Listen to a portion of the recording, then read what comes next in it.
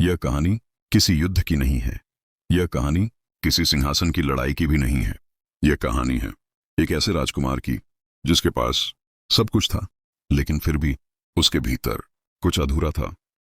राज्य का नाम था सूर्यगढ़। सूर्यगढ़ अपने वैभव, अपनी परंपराओं और अपने अनुशासन के लिए जाना जाता था। ऊंचे किले, मोटी दीवारें और उन दीवारों के भीतर सैकड़ों वर्षों की शाही परंपरा। इसी किले में जन्म हुआ था राजकुमार आदित्य सिंह का। बचपन से ही उन्हें सिखाया गया कि कैसे चलना है, कैसे बोलना है और कैसे राजा बनना है। तलवार चलाना, घुड़सवारी, शास्त्र और राजनीति, सब कुछ उनके जीवन का हिस्सा था। लेकिन इन सब के बीच एक चीज हमेशा उनसे छूट जाती थी, सामान्य जीवन। राजकुमार आदित्य दिखने में अत्यंत सुंदर थे। लंबा कद, तेज आंखें और चेहरे पर एक शांत गंभीरता। लेकिन उनकी आंखों में अक्सर एक प्रश्न रहता था। वे जब महल की बालकनी से राज्य को देखते थे तो उन्हें लगता था, क्या यही मेरा संसार है? एक दिन दरबार लगा हुआ था। महाराज विजय सिंह अपने सिंहासन पर विराजमान थे। मंत्री, सेनापति और दरबारी अपने अपने स्थान पर खड़े थे।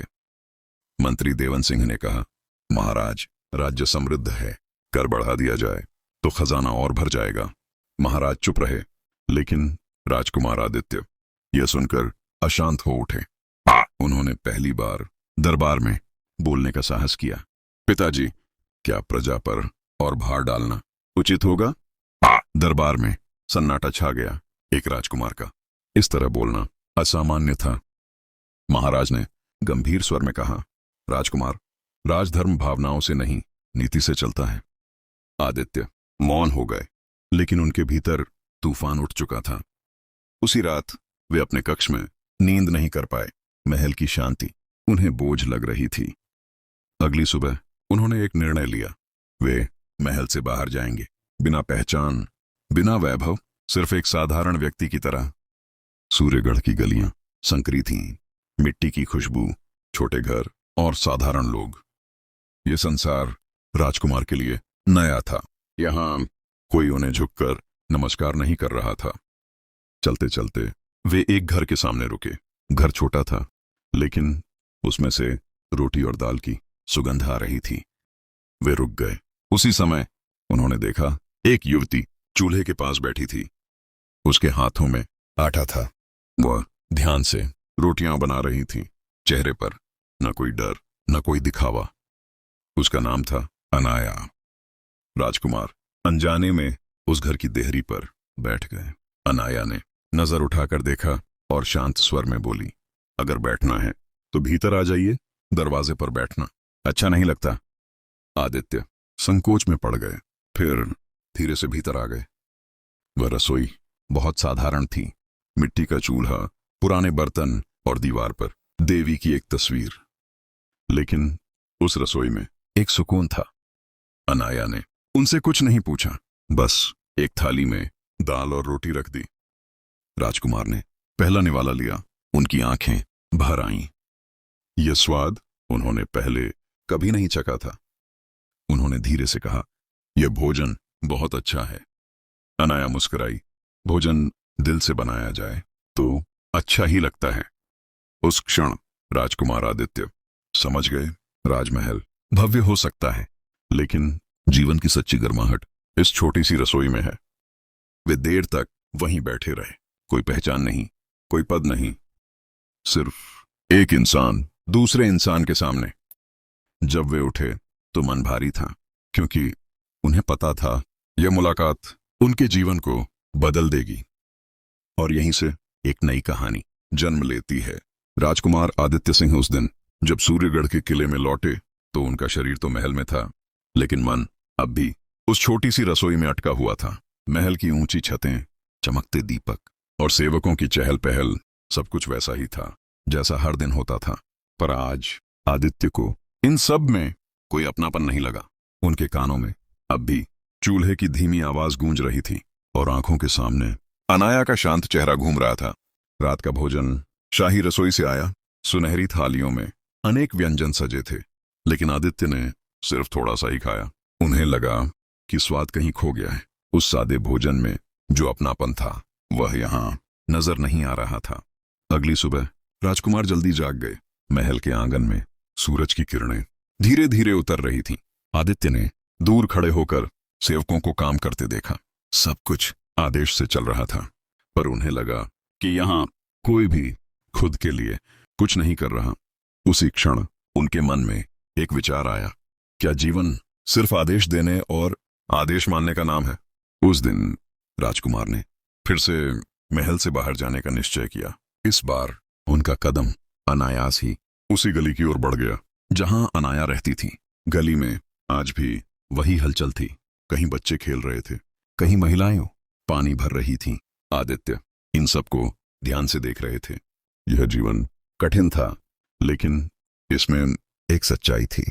जब वे उस घर के सामने पहुंचे तो देखा अनाया आंगन में धान साफ कर रही थी। उसने नजर उठाकर देखा और हल्की सी मुस्कान के साथ बोली, आज फिर आ गए? उसके स्वर में न आश्चर्य था न संकोच, जैसे उनका आना अब असामान्य नहीं रहा। आदित्य धीरे से बोले, हाँ, पता नहीं क्यों यहाँ मन को शांति मिलती है। अनाया कुछ नहीं बोली, वह बस अपने काम में लगी रही। कुछ देर बाद वह उठी और रसोई में चली गई। राजकुमार भी पीछे पीछे चले गए।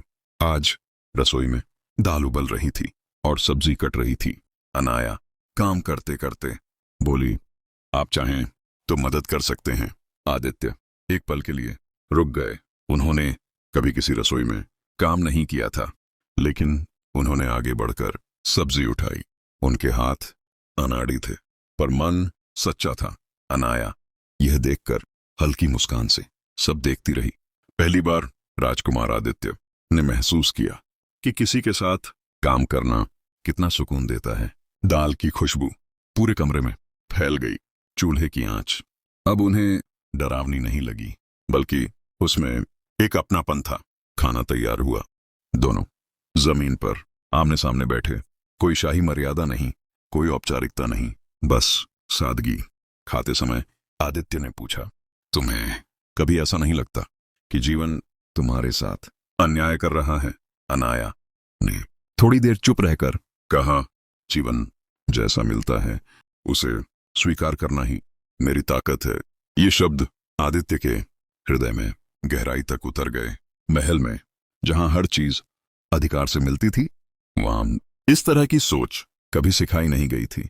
जब वे लौटने लगे तो आदित्य ने महसूस किया कि उनका कदम अब हल्का है, पर मन और भी गंभीर हो गया है। महल लौटकर वे देर तक बालकनी में खड़े रहे। नीचे पूरा सूर्यगढ़ दिखाई दे रहा था। उन्होंने पहली बार राज्य को महल से नहीं, बल्कि गली की नजर से देखने की कोशिश की, और उसी पल उन्हें समझ आया, राजा बनना सिर्फ सिंहासन पर बैठने का नाम नहीं है।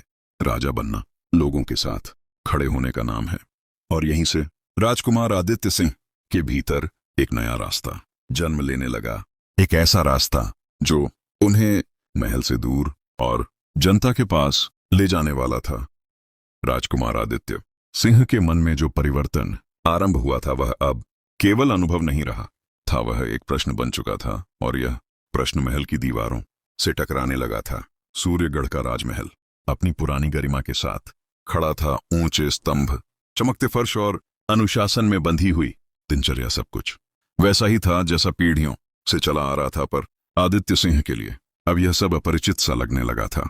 उन्हें ऐसा लग रहा था जैसे वे किसी और के जीवन में खड़े हों। दरबार का दिन था। महाराज विजय सिंह सिंहासन पर विराजमान थे।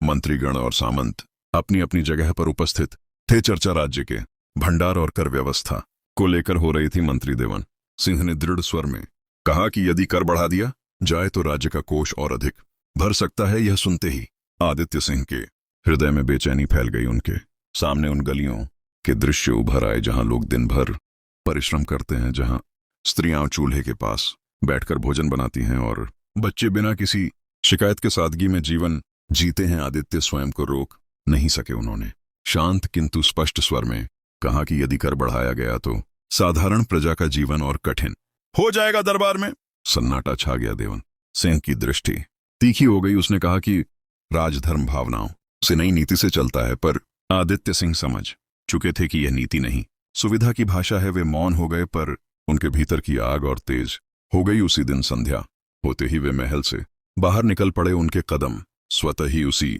मार्ग की ओर बढ़ गए जहां अनाया रहती थी। जब वे उस घर के सामने पहुंचे तो वातावरण बदला हुआ था। चूल्हा बुझा हुआ था, आंगन में सन्नाटा था। आदित्य भीतर गए और देखा कि अनाया की माता अस्वस्थ होकर लेटी हुई थी।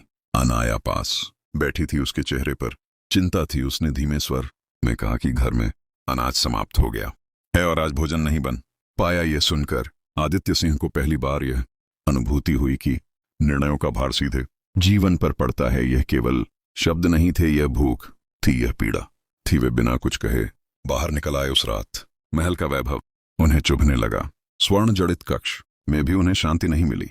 वे देर तक जागते रहे। अगली सुबह वे गुप्त रूप से गांव के बुजुर्ग कन्हैया दास के पास पहुंचे, जिनकी आंखों में अनुभव और वाणी में सच्चाई थी। कन्हैया दास ने कहा कि जो राजा प्रजा का दुख देख सके वही सच्चा राजा होता है। यह वाक्य आदित्य सिंह के मन में स्थिर हो गया। इधर देवन सिंह को यह आभास हो गया कि राजकुमार का झुकाव जनता की ओर बढ़ रहा है। उसने महाराज के मन में शंका उत्पन्न की कि यह और बढ़ रहा है। उसने महाराज के मन में शंका उत्पन्न की कि यह मार्ग परंपराओं के लिए खतरा बन सकता है। महाराज विजय सिंह ने आदित्य को बुलाया और कठोर स्वर में कहा कि एक राजकुमार को अपनी मर्यादा नहीं भूलनी चाहिए। आदित्य सिंह ने पहली बार निर्भीक होकर उत्तर दिया कि यदि प्रजा की पीड़ा मेरी मर्यादा से बाहर है तो उस मर्यादा का अर्थ क्या है। महाराज स्तब्ध रह गए। यह मौन एक संकेत था उस टकराव का जो अब टल नहीं सकता था। उसी रात अनाया अकेली रसोई में बैठी थी। उसने चूल्हे में आग तो जलाई, पर पात्र खाली था। फिर भी उसकी आंखों में संकल्प था। और उसी समय महल की बालकनी में खड़े आदित्य सिंह दूर अंधेरे में देखते हुए यह समझ चुके थे कि उनका मार्ग अब बदल चुका है। क्योंकि जब सत्य मन में उतर जाता है तो जीवन को नई दिशा मिलती है। और यहीं से यह कहानी अपने सबसे कठिन मोड़ की ओर बढ़ती है। राजकुमार आदित्य सिंह के जीवन में यह समय सबसे कठिन था, क्योंकि अब उनका संघर्ष बाहर से अधिक भीतर का हो गया था। सूर्यगढ़ का राजमहल अपनी परंपराओं के साथ अडिग खड़ा था, लेकिन आदित्य सिंह के मन में उठी लहरें अब थमने वाली नहीं थीं। उन्होंने देख लिया था वह जीवन जिसे दरबार की ऊंची दीवारें छिपा लेती थीं, और एक बार सच देख लेने के बाद आंखें बंद करना संभव नहीं होता। महाराज विजय सिंह अपने कक्ष में गंभीर बैठे थे। उनके चेहरे पर चिंता की रेखाएं साफ दिखाई दे रही थीं। वे जानते थे कि उनका पुत्र बदल रहा है और यह परिवर्तन साधारण नहीं है। उधर मंत्री देवन सिंह लगातार महाराज को यह समझाने में लगा था कि यदि राजकुमार को रोका नहीं गया तो राज परंपरा कमजोर हो जाएगी। उसने कहा कि प्रजा के अत्यधिक निकट जाना शाही मर्यादा के विरुद्ध है। महाराज सुनते रहे, पर मन में द्वंद्व था, क्योंकि वे आदित्य के भीतर ईमानदारी देख पा रहे थे। दूसरी ओर आदित्य सिंह गांव और महल के बीच झूल रहे थे। वे प्रतिदिन गुप्त रूप से गांव जाते। अनाया की स्थिति अब और कठिन हो गई थी। उसकी माता की बीमारी बढ़ती जा रही थी और घर में साधन सीमित थे। फिर भी अनाया ने कभी शिकायत नहीं कि वह हर सुबह चूल्हा जलाती चाहे, पात्र में कुछ भी न हो। उसकी आंखों में आत्मसम्मान था, और यही बात आदित्य सिंह को सबसे अधिक छूती थी। एक दिन उन्होंने अनाया से कहा कि वे उसकी सहायता करना चाहते हैं। अनाया ने शांत स्वर में उत्तर दिया कि सहायता वही अच्छी होती है जिसमें सम्मान बना रहे। यह वाक्य आदित्य के हृदय में गूंजता रहा। उसी समय राज्य में संकट गहराने लगा। अकाल की आशंका थी और अनाज के भंडार सीमित थे। देवन सिंह ने अवसर देखकर सुझाव दिया कि गांवों से जबरन कर वसूला जाए ताकि राजकोष सुरक्षित रहे। यह निर्णय सुनते ही आदित्य सिंह ने पहली बार खुलकर विरोध किया। उन्होंने महाराज के समक्ष स्पष्ट कहा कि यह अन्याय होगा। प्रजा पहले ही संघर्ष कर रही है। इस विरोध से दरबार में हलचल मच गई। महाराज ने क्रोधित होकर कहा कि राजकुमार भावनाओं में बह रहे हैं, और यदि वे इसी मार्ग पर चलते रहे तो उन्हें उत्तराधिकारी के पद से दूर भी किया जा सकता है। यह सुनकर आदित्य सिंह का हृदय कांप उठा, लेकिन उन्होंने पीछे हटने के स्थान पर सिर ऊंचा कर कहा कि यदि उत्तराधिकार की कीमत अन्याय है तो वे उसे स्वीकार नहीं करेंगे। यह शब्द सूर्यगढ़ के इतिहास में पहले कभी नहीं बोले गए थे। महाराज स्तब्ध रह गए और देवन सिंह के चेहरे पर भय की छाया उभर आई, क्योंकि उसे समझ आ गया था कि यह युवक अब डरने वाला नहीं है। उसी रात आदित्य सिंह ने एक साहसिक निर्णय लिया। वे राजकुमार कि वस्त्र त्याग कर साधारण वेश में गांव चले गए। उन्होंने कन्हैया, दास और अन्य ग्रामीणों को एकत्र किया और पहली बार स्वयं को उनके सामने एक सेवक के रूप में प्रस्तुत किया। उन्होंने कहा कि वे उनके साथ खड़े रहेंगे चाहे परिणाम कुछ भी हो। इस घोषणा से गांव में आशा की लहर दौड़ गई। अनाया यह सब दूर से देख रही थी। उसकी आंखों में आंसू थे, लेकिन ये आंसू भय के नहीं थे, ये सम्मान के आंसू थे। दूसरी और महल में स्थिति गंभीर हो चुकी थी। महाराज विजय सिंह ने अकेले बैठकर अपने जीवन पर विचार किया। उन्हें अपने पिता किसी की याद आई कि राजा वही होता है जो समय के साथ स्वयं को बदल सके। लंबे चिंतन के बाद उन्होंने यह स्वीकार किया कि आदित्य सिंह जिस मार्ग पर चल रहा है वह कठिन अवश्य है, लेकिन सत्य के निकट है। अगली सुबह महाराज स्वयं गांव पहुंचे। यह दृश्य अभूतपूर्व था। गांव के लोग भय और आश्चर्य से भर गए। महाराज सीधे उस छोटे से घर में गए जहां अनाया रहती थी। उन्होंने उसकी माता का हाल पूछा और चूल्हे के पास बैठकर वही सादा भोजन स्वीकार किया जो अनाया ने बनाया था। उसी क्षण महाराज की आंखों में समझ की चमक आई। उन्होंने देखा कि यह सादगी कमजोरी नहीं बल्कि शक्ति है। महाराज ने वहीं यह आदेश दिया कि कर वृद्ध का निर्णय रद्द किया जाए और राज्य के भंडार जनता के लिए खोले जाएं। देवन सिंह का प्रभाव उसी दिन समाप्त हो गया और सूर्यगढ़ में एक नई दिशा की शुरुआत हुई। आदित्य सिंह और अनाया की आंखें मिली। इस दृष्टि में न प्रेम का दिखावा था, न शब्दों की आवश्यकता, केवल विश्वास था। यह विश्वास की परिवर्तन संभव है। यह भाग यहीं समाप्त नहीं होता बल्कि एक नए युग की नींव रखता है, क्योंकि जब सत्ता करुणा से जुड़ती है तो इतिहास बदलता है, और यही सूर्यगढ़ में होने जा रहा था। राजकुमार आदित्य सिंह के लिए यह समय केवल निर्णय का नहीं बल्कि आत्मस्वीकार का था। सूर्यगढ़ में परिवर्तन की लहर उठ चुकी थी और यह लहर अब रोकी नहीं जा सकती थी। महाराज विजय सिंह के आदेश के बाद राज्य के भंडार जनता के लिए खोले गए गांवों में राहत पहुंची और लोगों की आंखों में पहली बार विश्वास दिखाई दिया कि सत्ता केवल लेने के लिए नहीं होती, देने के लिए भी होती है। आदित्य सिंह ने अब राजमहल में कम और जनता के बीच अधिक समय बिताना शुरू कर दिया। उन्होंने स्वयं अनाज के वितरण की व्यवस्था देखी। वे खेतों में गए। उन्होंने श्रमिकों के साथ बैठकर भोजन किया और पहली बार उन्हें यह अनुभव हुआ कि नेतृत्व का अर्थ ऊपर बैठना नहीं बल्कि साथ चलना है। अनाया इस पूरे परिवर्तन को मौन भाव से देख रही थी। उसने कभी स्वयं को इस बदलाव का कारण नहीं माना, पर उसके भीतर यह संतोष अवश्य था कि सादगी की आवाज सुनी गई। महल में अब देवन सिंह का कोई स्थान नहीं बचा था। उसकी राजनीति समाप्त हो चुकी थी और सूर्यगढ़ की शासन व्यवस्था में पारदर्शिता आने लगी थी। दरबार अब केवल आदेश देने का स्थान नहीं रहा बल्कि संवाद का केंद्र बनने लगा। इसी बीच महाराज विजय सिंह ने आदित्य सिंह को अपने कक्ष में बुलाया। ये वही कक्ष था जहां सदियों से उत्तराधिकारी तय किए जाते थे। महाराज ने शांत स्वर में कहा कि उन्होंने जीवन भर परंपरा को सर्वोपरि रखा, पर आज उन्हें यह स्वीकार करने में संकोच नहीं कि समय बदल चुका है।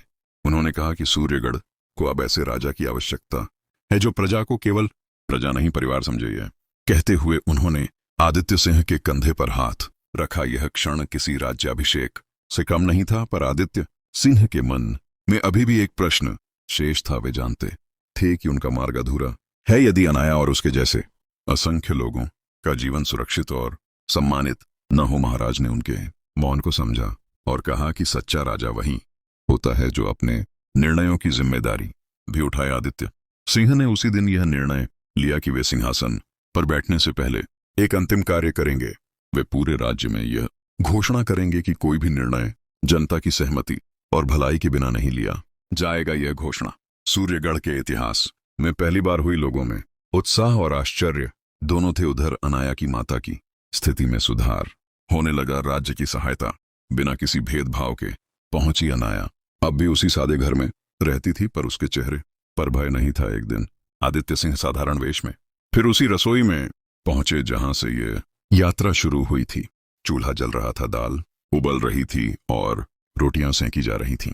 आदित्य सिंह ने वहीं बैठकर भोजन किया और पहली बार उन्होंने अनाया से अपने मन की बात कही। उन्होंने कहा कि वे अब वही नहीं रहे जो पहले थे और इस परिवर्तन में उस रसोई की भूमिका है। अनाया ने शांत स्वर में उत्तर दिया कि परिवर्तन तब स्थायी होता है जब अहंकार नहीं रहता। यह उत्तर सुनकर आदित्य सिंह को अपने जीवन का सबसे बड़ा सत्य समझ में आया। कुछ समय बाद सूर्यगढ़ में एक नया नियम लागू हुआ कि राज परिवार और जनता के बीच कोई दीवार नहीं होगी। महल के द्वार नियमित रूप से जनता के लिए खोले गए और निर्णय खुले मंच पर लिए जाने लगे। महाराज विजय सिंह ने स्वयं ये स्वीकार किया कि उनका पुत्र अब उनसे आगे बढ़ चुका है और ये गर्व की बात है। अंततः वह दिन आया जब आदित्य सिंह को सिंहासन ग्रहण करने के लिए कहा गया, पर उन्होंने पारंपरिक वैभव के स्थान पर सादगी को चुना। उन्होंने रेशमी वस्त्रों के बजाय साधारण परंतु गरिमापूर्ण पोशाक पहनी और राज्याभिषेक के बाद पहला भोजन उन्होंने महल में नहीं बल्कि उसी गांव में जाकर अनाया के हाथों से ग्रहण किया। यह दृश्य पूरे सूर्यगढ़ में चर्चा का विषय बन गया। पर यह चर्चा ना आलोचना की थी ना आश्चर्य की, यह चर्चा आशा की थी। अनाया अब भी स्वयं को किसी विशेष स्थान पर नहीं मानती थी, पर सूर्यगढ़ की हर रसोई में उसका प्रतिबिंब दिखाई देने लगा, क्योंकि उसने यह सिद्ध कर दिया था कि सादगी भी इतिहास बदल सकती है। कहानी का अंत किसी विवाह या उत्सव में नहीं हुआ, बल्कि एक साधारण शाम में हुआ, जब राजा आदित्य सिंह चूल्हे के पास बैठे थे और दाल की सुगंध हवा में घुल रही थी। उस क्षण न वहां राजा था न प्रजा, केवल मनुष्य थे जो एक दूसरे के साथ जीवन बांट रहे थे। और यही सूर्यगढ़ की सबसे बड़ी विजय थी, क्योंकि जब सत्ता करुणा से जुड़ती है तो वह केवल शासन नहीं करती बल्कि सेवा बन जाती है। और इसी सेवा में इस कहानी का पूर्ण अंत होता है।